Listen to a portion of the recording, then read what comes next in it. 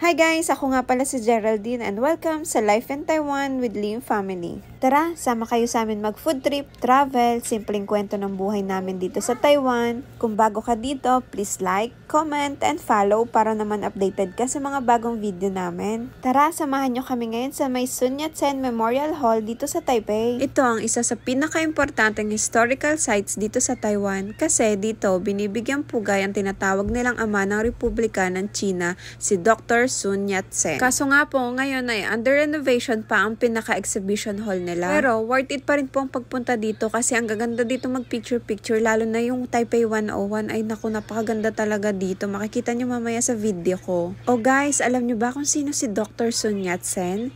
Siya ang tinatawag na ama ng Republika ng China. Siya rin ang pinakaunang presidente ng bagong republika noong 1912. May tinatawag siya na tatlong prinsipyo ng mamamayan. Ang una ay ang nasyonalismo para sa kalayaan mula sa banyaga. Ang pangalawa naman ay demokrasya para sa gobyernong para sa tao. At ang panghuli ay kabuhayang pantao para sa social justice at kabuhayan para sa lahat. Since sarado nga po yung exhibition hall nila, kaya hindi natin masasaksihan yung guard changing ceremony nila. Sayang nga, ang ganda pa naman nun. At eto nga po yung sinasabi ko sa inyo, ang ganda mag-picture-picture dito sa may 101. Sobrang ganda talaga, as in sobrang lapit niya.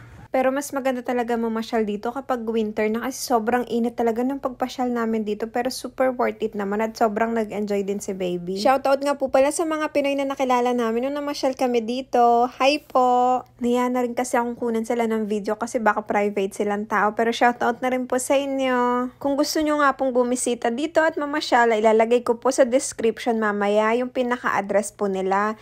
Pero i-guide ko na rin po kayo kung paano kayo sasakay by MRT. So from Taipei Main Station po, hanapin nyo lang yung Blue Lane po. Doon kami sumakay. Tapos hanapin nyo po yung papuntang Taipei Nanggang Exhibition Center. Baba po kayo sa Dr. Sun Yat-sen Memorial Hall na stop. Tapos exit 4 lang po kayo. Pagkalabas nyo po ng exit 4, makikita nyo kagad yung Taipei Dome na to. Tapos diretso nyo lang. Tapos saglit na lang po ay yun na yung Sun Yat-sen Memorial Hall po. At pauwi naman po, MRT pa rin ang pinaka-convenient para sa pagpunta ng Taipei Main Station.